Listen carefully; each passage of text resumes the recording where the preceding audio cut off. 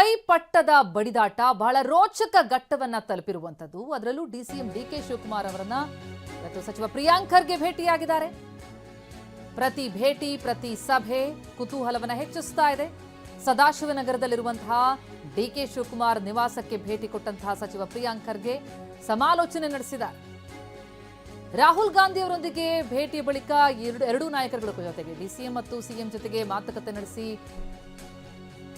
ಸಮಾಲೋಚನೆ ನಡೆಸಿದ್ರು. ಈಗ ಮತ್ತೊಂದು ಸುತ್ತಿನ ಸಭೆ ಸಮಾಲೋಚನೆ ಸದಾಶಿವನಗರದಲ್ಲಿರುವಂತಹ ಡಿಕೆ ನಿವಾಸದಲ್ಲಿ ಪ್ರಿಯಾಂಕ್ ಖರ್ಗೆ ಮತ್ತು ಡಿಕೆ ಶಿವಕುಮಾರ್ ಮಾತುಕತೆಯನ್ನು ಮುಂದುವರೆಸಿದ್ದಾರೆ. ಕಾಂಗ್ರೆಸ್ನಲ್ಲೀಗ ಎರಡು ಬಣಗಳಾಗಿವೆ. ಕುರ್ಚಿಗಾಗಿ ಬಡಿದಾಟ ಜೋರಾಗಿದೆ.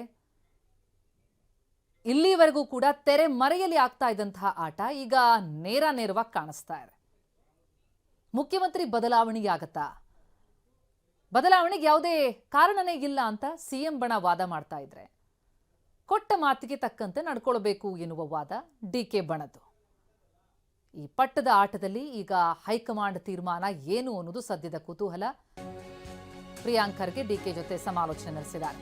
ಸದ್ಯಕ್ಕೆ ಹೈಕಮಾಂಡ್ ಸಭೆ ಅಧಿಕೃತ ಮಾಹಿತಿ ಇಲ್ಲ ಅಂತ ಡಿಸಿಎಂ ಡಿಕೆ ಭೇಟಿ ಬಳಿಕ ಪ್ರಿಯಾಂಕ್ ಖರ್ಗೆ ಹೇಳಿಕೆ ಕೊಟ್ಟಿದ್ದಾರೆ. ಖರ್ಗೆ ಸಾಹೇಬ್ರು ಹೇಳಿದ್ರೆ ಸಭೆ ಅಧಿಕೃತ ಆಹ್ವಾನ ಏನಿಲ್ಲ.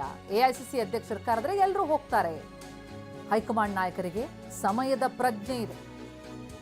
130 ವರ್ಷಗಳಿಂದ ಇಂತಹದ್ದೇ ನಡೆದುಕೊಂಡು ಬಂದಿದೆ. ಇದೇನು ಇವತ್ತು ನಿನ್ನೆದಲ್ಲ ಅಂತಿದ್ದಾರೆ ಪ್ರಿಯಾಂಕ್ ಖರ್ಗೆ.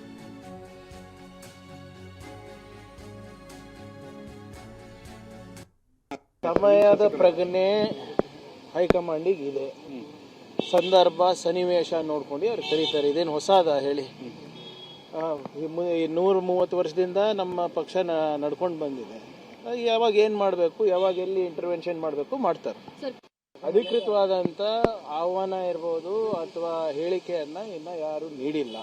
ಸೊ ಇದು ನಮ್ಮ ಉಸ್ತುವಾರಿ ಸಚಿವರು ಇರ್ಬೋದು, ಉಸ್ತುವಾರಿ ಯಾರು ರಣದೀಪ್ ಅವ್ರು ಇರ್ಬೋದು ಅಥವಾ AICC ಅಧ್ಯಕ್ಷರು ಇರ್ಬೋದು. ಕರೆದಾಗ ಹೋಗ್ತೀನಿ ಅಂತ ಎಲ್ಲರೂ ಹೇಳಿದಾರಲ್ಲ. ಮುಖ್ಯಮಂತ್ರಿಗಳು ಹೇಳಿದ್ದಾರೆ, ಉಪಮುಖ್ಯಮಂತ್ರಿಗಳು ಹೇಳಿದ್ದಾರೆ. ಅವ್ರು ಹೇಳಿ, ಯಾರು ಡೆಲ್ಲಿನ ಸಂದೇಶ ಬರಲಿ, ಅದಾದ್ಮೇಲೆ ನೋಡೋಣ. ಅಧಿಕೃತ ಇದು ಪ್ರಿಯಾಂಕ್ ಖರ್ಗೆ ಅವರ ಹೇಳಿಕೆ. ಖರ್ಗೆ ಸಾಹೇಬ್ರು ಹೇಳಿದ್ರೆ ಸಭೆ ಆಗತ್ತೆ. ಈಗೇನು ಅಧಿಕೃತ ಆಹ್ವಾನ ಏನು ಬಂದಿಲ್ಲ. ಜೊತೆಗೆ ಸಮಯದ ಪ್ರಜ್ಞೆ ಹೈಕಮಾಂಡ್ಗೆ ಇದೆ ಅಂತಿದ್ದಾರೆ ಪ್ರಿಯಾಂಕ್ ಖರ್ಗೆ. ಅಂದ್ರೆ ಸಮಯ ನೋಡಿಕೊಂಡು ಕರೀತಾರೆ, ಮಾತುಕತೆ ನಡೆಸ್ತಾರೆ. ಇದೇನು ಬಹಳ ದೊಡ್ಡ ವಿಷಯ ಅಲ್ಲ. ಈ ಹಿಂದೆ ಕೂಡ ಇಂಥದ್ದನ್ನ ಎದುರಿಸಿರೋದು ಪಕ್ಷಕ್ಕೆ ಗೊತ್ತಿದೆ ಅನ್ನೋದು ಪ್ರಿಯಾಂಕ್ ಖರ್ಗೆ ಅವರ ಹೇಳಿಕೆ. ಡಿಕೆ ಶಿವಕುಮಾರ್ ಅವರ ನಿವಾಸಕ್ಕೆ ಬಂದು ವಿಸ್ತೃತವಾದಂತಹ ಸಮಾಲೋಚನೆಯನ್ನ ನಡೆಸಿದ್ರು. ಅದಕ್ಕೂ ಮುನ್ನ ರಾಹುಲ್ ಗಾಂಧಿ ಅವರನ್ನ ಭೇಟಿಯಾಗಿ ಅವರು ಮಾತುಕತೆಯನ್ನೇನು ನಡೆಸಿದ್ರು ಪ್ರಿಯಾಂಕ್ ಖರ್ಗೆ ಅವರಿಂದ.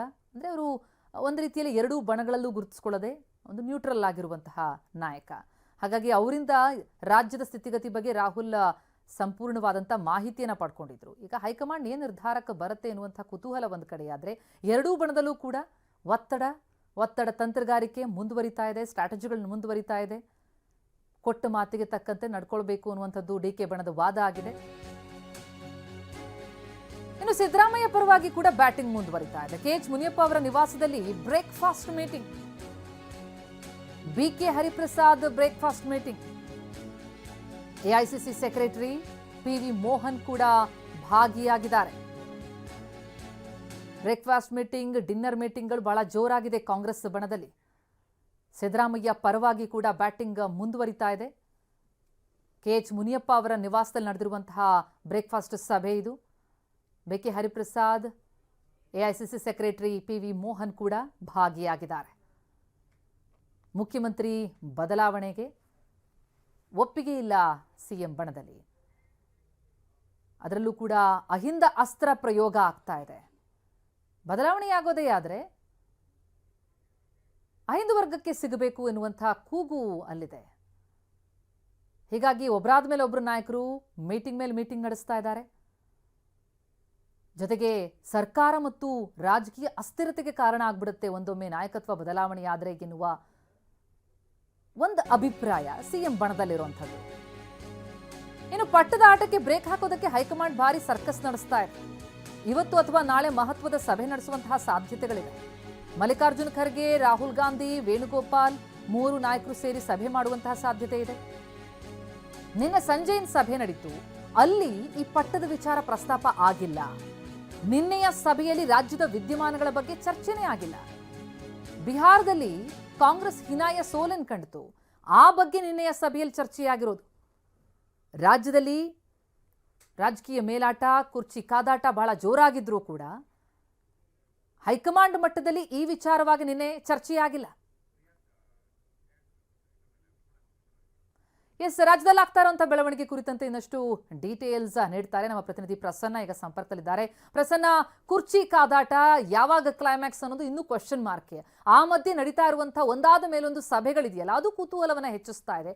ಅದರಲ್ಲೂ ನ್ಯೂಟ್ರಲ್ ಆಗಿ ಗುರುತಿಸಿಕೊಂಡಿರುವಂತಹ ಪ್ರಿಯಾಂಕ್ ಖರ್ಗೆ ಅವರು ಡಿ.ಕೆ. ಶಿವಕುಮಾರ್ ಅವರನ್ನ ಭೇಟಿಯಾಗಿ ಸಮಾಲೋಚನೆ ನಡೆಸಿರೋದು, ನಂತರ ಅವರು ಆಡಿರುವಂತಹ ಮಾತು ಹೈಕಮಾಂಡ್ಗೆ ಸಮಯದ ಪ್ರಜ್ಞೆ ಇದೆ ಅಂತ ಅನ್ನೋದು ಏನು ಸುಳಿವು ಕೊಡ್ತಾ ಇದೆ?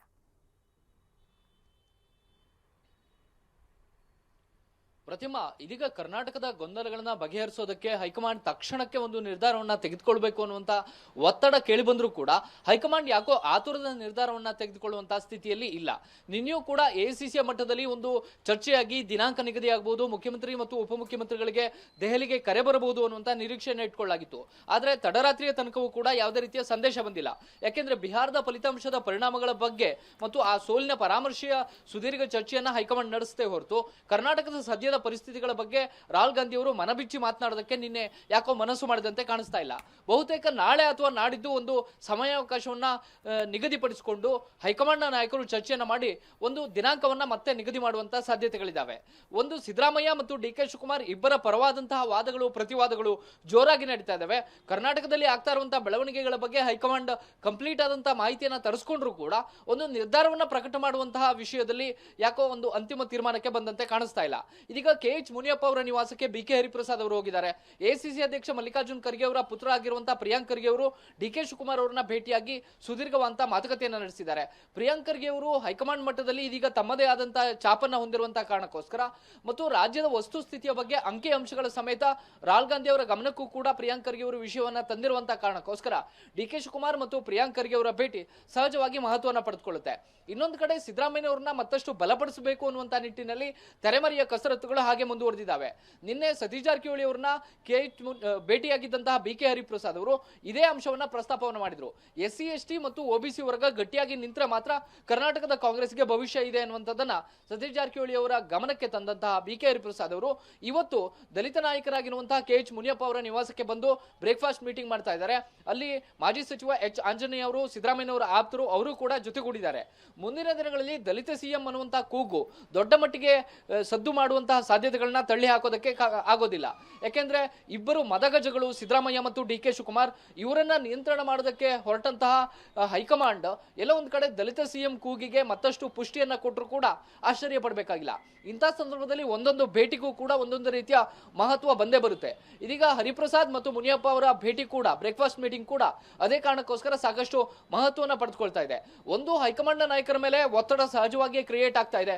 ಬೆಳಗಾವಿಯ ಅಧಿವೇಶನಕ್ಕಿಂತ ಮುಂಚಿತವಾಗಿ ಯಾವುದಾದ್ರೂ ಒಂದು ತೀರ್ಮಾನಕ್ಕೆ ಬಂದ್ರೆ ಸೂಕ್ತ ಅನ್ನುವಂಥದ್ದು ಕೆಲವರ ಅಭಿಪ್ರಾಯ. ಆದ್ರೆ ಅಧಿವೇಶನದ ಸೂಕ್ಷ್ಮ ಸಂದರ್ಭದಲ್ಲಿ ಈ ವಿಷಯವನ್ನ ನಾವು ಮುಂದಿಟ್ಕೊಂಡು ಹೋದ್ರೆ ಗೊಂದಲ ಇನ್ನಷ್ಟು ಹೆಚ್ಚಾಗುತ್ತೆ ಮತ್ತು ಬೆಳಗಾವಿಯಲ್ಲಿ ವಿರೋಧ ಪಕ್ಷಗಳು ಸಹಜವಾಗಿ ಸರ್ಕಾರವನ್ನ ಮುಜುಗರಕ್ಕೆ ಈಡು ಮಾಡುವಂತ ಎಲ್ಲ ರೀತಿಯ ಬಾಣಗಳನ್ನ, ಬಿರುಸುಗಳನ್ನ ಪ್ರಯೋಗ ಮಾಡ್ತವೆ. ಹೀಗಾಗಿ ಅಧಿವೇಶನ ಸಂದರ್ಭದಲ್ಲಿ ಗೊಂದಲಗಳನ್ನ ತಿಳಿಗೊಳಿಸ್ಕೊಳ್ಬೇಕು. ಏನೇ ನಿರ್ಣಯ ಇದ್ರೂ ಕೂಡ ಅಧಿವೇಶನ ಮುಗಿದ ಬಳಿಕ ಚರ್ಚೆ ಮಾಡುವಂತದ್ದು ಸೂಕ್ತ ಅಂತ ಹೇಳಿ ಕೆಲ ಹಿರಿಯ ನಾಯಕರು ಮುಖ್ಯಮಂತ್ರಿಗಳಿಗೆ, ಉಪಮುಖ್ಯಮಂತ್ರಿಗಳಿಗೆ ನಿನ್ನೆ ಸಚಿವ ಸಂಪುಟದಲ್ಲಿ ಸಲಹೆಯನ್ನ ಕೊಟ್ಟಿದ್ದಾರೆ. ಹೀಗಾಗಿ 6 ರಿಂದ 7 ಮಂದಿ ಸಚಿವರು ದೆಹಲಿಗೆ ಪ್ರಯಾಣವನ್ನ ಬೆಳೆಸಿ ಹೈಕಮಾಂಡ್ ನಾಯಕರಿಗೆ ಕರ್ನಾಟಕದ ವಸ್ತುಸ್ಥಿತಿಯನ್ನ ಮನವರಿಕೆ ಮಾಡಿಕೊಡುವಂತಹ ಸಾಧ್ಯತೆಗಳು ಕೂಡ ದಟ್ಟವಾಗಿ ಕಂಡು ಬರ್ತಾ ಇದಾವೆ. ಇದೆಲ್ಲವೂ ಕೂಡ ಯಾವಾಗ ಬಗೆಹರಿಯುತ್ತೆ ಅಂದ್ರೆ ಹೈಕಮಾಂಡ್ ಒಂದು ಈ ವಿಷಯವನ್ನ ಗಂಭೀರವಾಗಿ ತೆಗೆದುಕೊಂಡಾಗ, ಹೈಕಮಾಂಡ್ಗೆ ಈ ವಿಷಯವನ್ನ ಚರ್ಚೆ ಮಾಡೋದಕ್ಕೆ ಮನಸ್ಸಿಲ್ಲ ಅಂದ್ರೆ ಸಹಜವಾಗಿ ಗೊಂದಲಗಳು ಹಾಗೆ ಮುಂದುವರಿತವೆ. ಈಗ ಸದ್ಯದ ಪರಿಸ್ಥಿತಿಯನ್ನ ಗಮನಿಸಿದ್ರೆ ರಾಹುಲ್ ಗಾಂಧಿ ಅವರಿಗೆ ತಕ್ಷಣಕ್ಕೆ ಈ ವಿಚಾರವನ್ನ ಕೈಗೆತ್ತಿಕೊಂಡು ಚರ್ಚೆ ಮಾಡುವಂತಹ ಮನಸ್ಸು ಇದ್ದಂತೆ ಕಂಡು ಬರ್ತಾ ಇಲ್ಲ. ಇದ್ದಿದ್ರೆ ನಿನ್ನೆಯ ವೇಳೆಗೆ ಒಂದು ಸ್ಪಷ್ಟ ಚಿತ್ರಣ ಸಿಗ್ತಾ ಇತ್ತು. ಅಲ್ಲದೆ ಹೋದ್ರೆ ಸಿಎಂ DCM ಅವರಿಗೂ ಕೂಡ ಒಂದು ಮೆಸೇಜ್ ಬರುವಂತಹ ಸಾಧ್ಯತೆಗಳಿತ್ತು. ಈ ಎಲ್ಲ ಕಾರಣಕ್ಕೋಸ್ಕರ ಈಗ ಕರ್ನಾಟಕ ಕಾಂಗ್ರೆಸ್ನ ಗೊಂದಲ ಮತ್ತಷ್ಟು ಮುಂದುವರಿಯುವಂತಹ ಲಕ್ಷಣಗಳೇ ಕಂಡು ಬರ್ತಾ ಇದಾವೆ. ಪ್ರತಿಮಾ. ಎಸ್ ಪ್ರಸನ್ನ, ಥ್ಯಾಂಕ್ ಯು ತಮ್ಮೆಲ್ಲ ಮಾಹಿತಿಗೆ. ಇನ್ನು